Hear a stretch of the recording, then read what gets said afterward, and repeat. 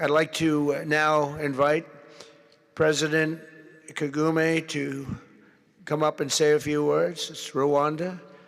And then, if I may, the President of DRC, who really is doing a great job. These are two men that are doing a great job. And again, they are so respected because of what they're doing today and the mission that they've really, I think, accomplished. And we'll see how it all works out, but I think it's going to work out really great. They want to get on to other ways of living for their people, and they're great leaders. Thank you very much. Please, Mr. President. Thank you. Thank you very much.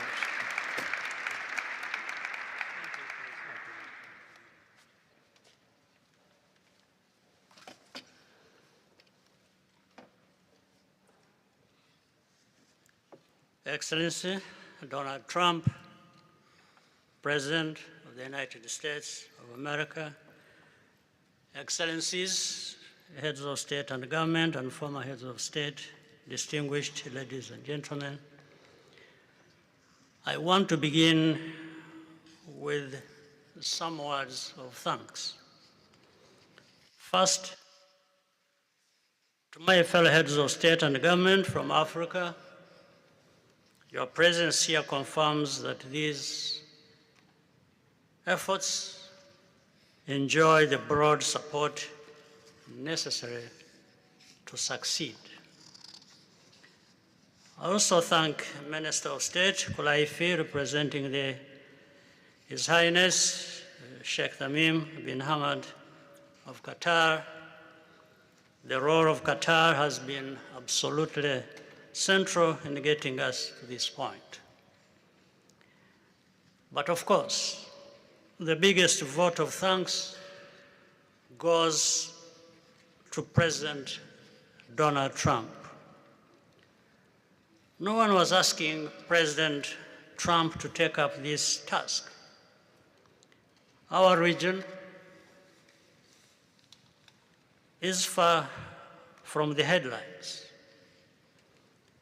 But when the President saw the opportunity to contribute to peace, he immediately took it.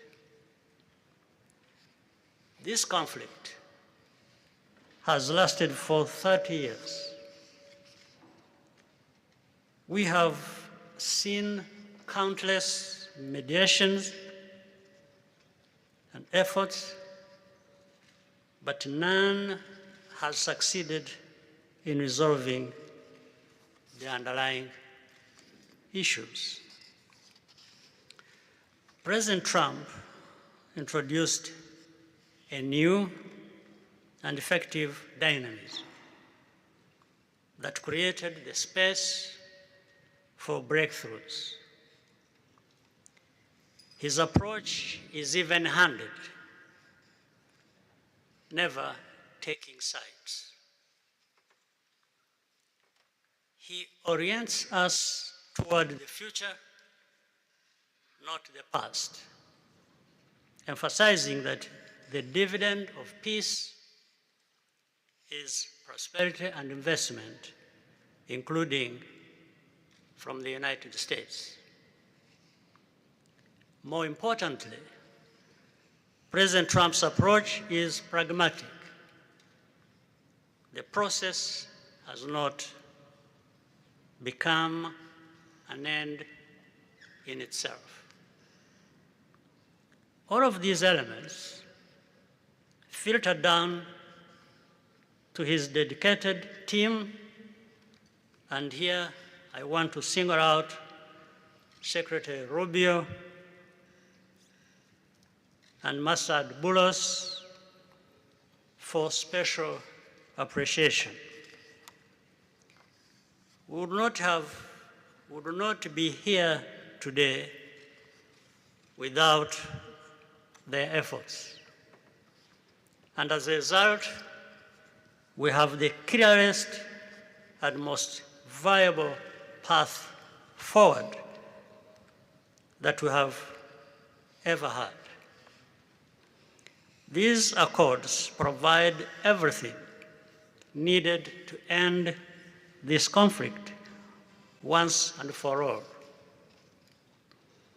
If this agreement falters and things do not work out as they are supposed to, the responsibility will not lie with President Trump, but with ourselves. It's up to us in Africa, working with our partners to consolidate and expand this peace. There will be ups and downs on the road ahead. There is no doubt about it. Rwanda, I know, will not be found wanting. I can assure you of that. Our only objective is and has always been for our country to be safe and secure after having endured so much tragedy. We now only want to look forward in confident expectation of a prosperous and stable future. Mr. President, Excellencies, I thank you for your kind attention.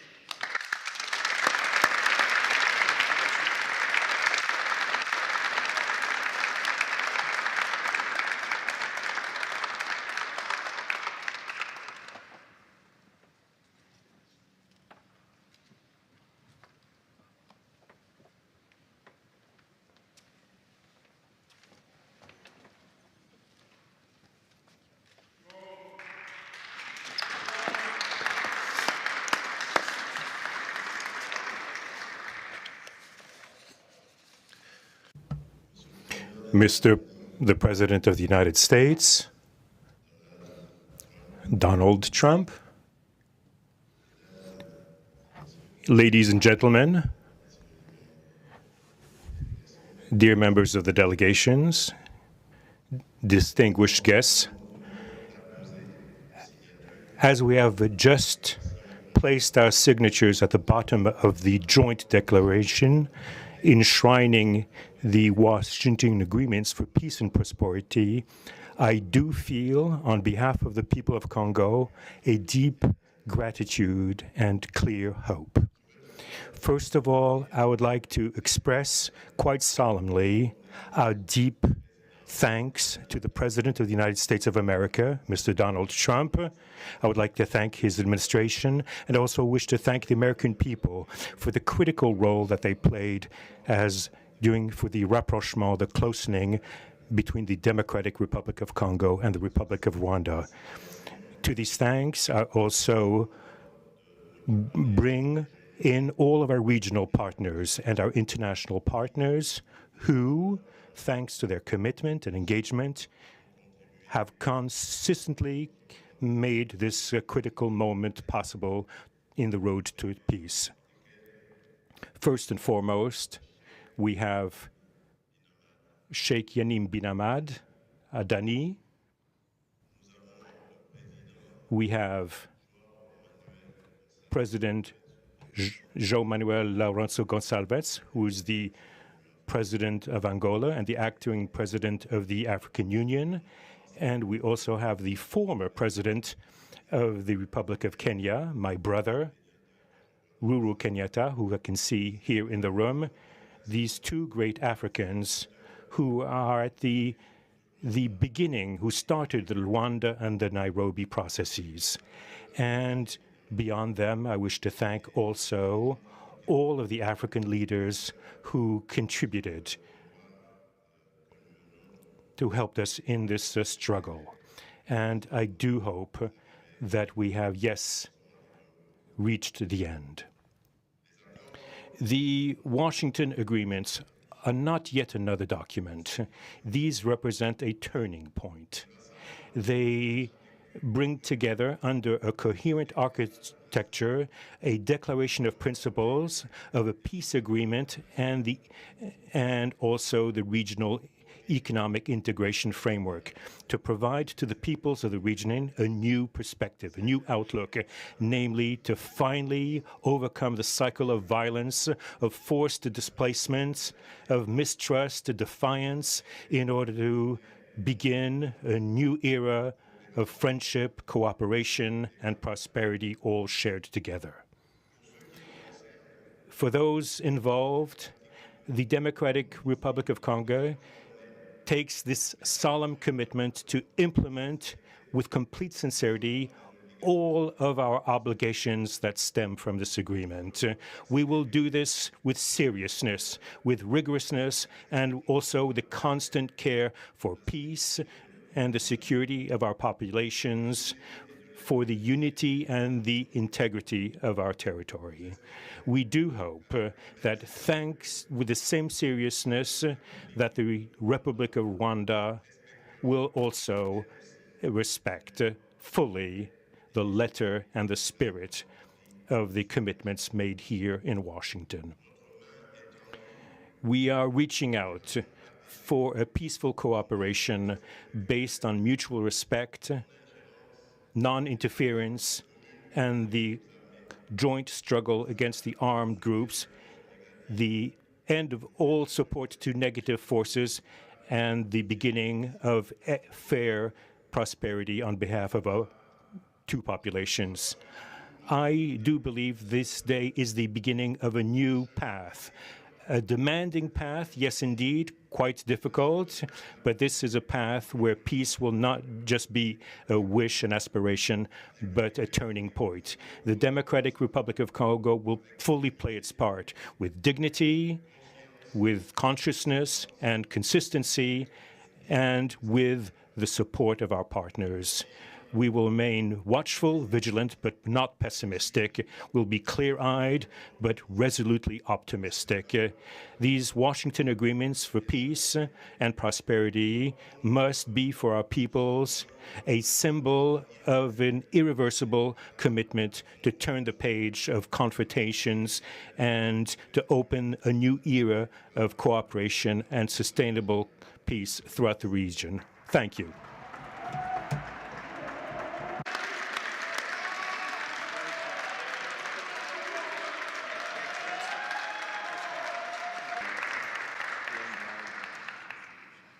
Excellence, le chef d'État et de gouvernement ici présent. Heads of state and government, dear delegations, it is with great joy that I speak today before you in order to express my joy. There is a time for everything. There's a time for destruction, and there's a time to build. There's a time for despair, and there's a time for hope. Today, we are experiencing a great day. We are looking forward to this agreement, which will give back hope to the peoples of Congo and of the sub-region. I would like to congratulate everybody involved who made it this great day possible.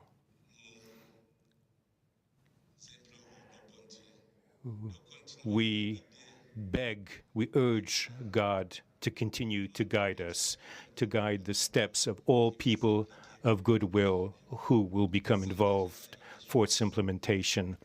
Committing oneself is something, but implementing is something else, which is why I call upon all of you, provide your contribution to actually implement this accord.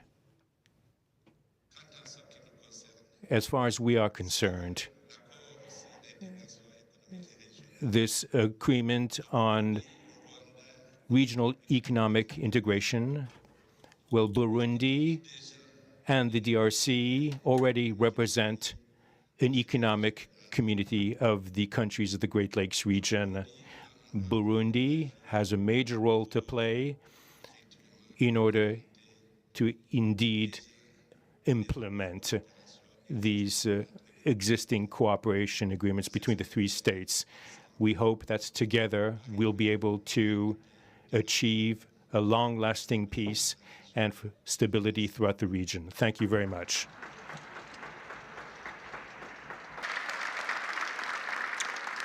And now we're going to sign a very important agreement. Thank you.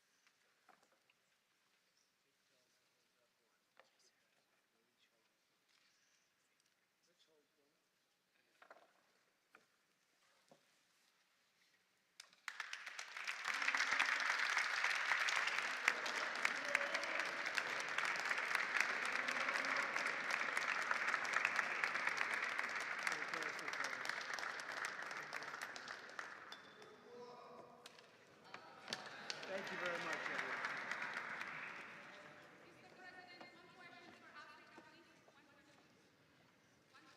Go ahead. I know you and you're very friendly, so I'll take it. Otherwise, I wouldn't take it. Go ahead. Mr. President, we are witnessing a historic moment for Africa. My question to you is, when we will see the withdrawal of Rwandese troops from DRC, and when we will see the real peace? Because even now, we are witnessing this historical peace deal, but people are being still killed in DRC because the troops continue there. When, because this peace to be real, the troop needs to withdraw from DRC. When we will see the I think you're going to see very quick and very quickly, I think you're going to see things happen. This is something that was not doable, according to a lot of people, and not only is it doable, I think it's going to be a great miracle. These two gentlemen are leaders, they're great leaders, and they're going to prove that in the coming months and years. And I think you're going to see very immediate results. I have confidence that that's what's going to happen. Thank you very much, everybody. Thank you. Thank you.